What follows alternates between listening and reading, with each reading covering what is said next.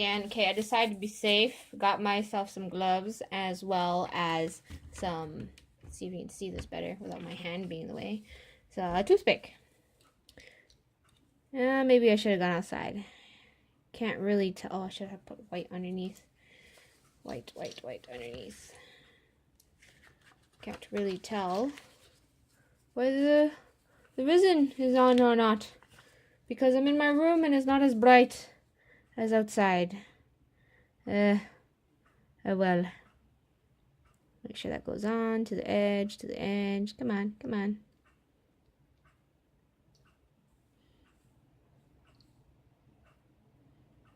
I just want to make sure it touches the edge of the stars. And then I leave it to dry. Okay, let's have a nice lineup, you guys. Nice lineup. Pots. Don't want them to touch each other. See, the problem with gloves is sometimes I get resin on them. I don't realize, and then I get resin on them, and then I don't realize.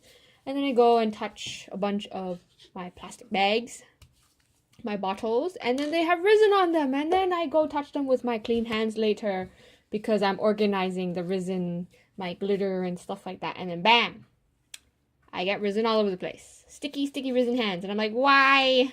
That was the point of me having gloves. But yes, that happens sometimes. So, yeah. One day I will, this is UV resin too. One day I'll make some videos about some unexpected twists and things I didn't expect to have problems with that I do have problems with.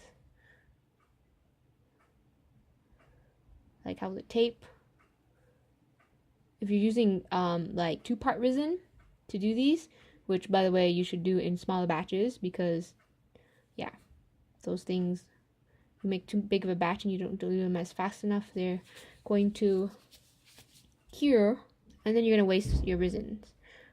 They're expensive resins. And then, yeah, the resin I'm using is UV resin. But I don't want to go outside. I gotta bring my chair out there and all that stuff. Too lazy right now. Just gonna do this inside. It smells not as strong as the 2-part resin. Oh yes, and oh yeah, one of the problems I struggle with is also how if you're using 2-part resin, your resin is going to be very strong and it's going to stick to tape like crazy. So what you want to do is make sure your tape is good, the tape you're using on the backing is good, and slowly peel it off. I'm actually thinking of debating using UV resin first as the first layer, so that's the first layer that sticks on the tape, right? And then I'll use like 2-part resin for these ones, like this layer, the second layer, the backing layer, because it, right, wait, no, use the UV resin, yeah, because the UV resin, when you pull off from the tape, it doesn't stick as horribly. Like I don't have to try scratching off the tape. And then use the epoxy, the 2-part resin for this layer instead. Whatever, I'll experiment and I'll tell you guys how it goes. So notice how it gets clearer.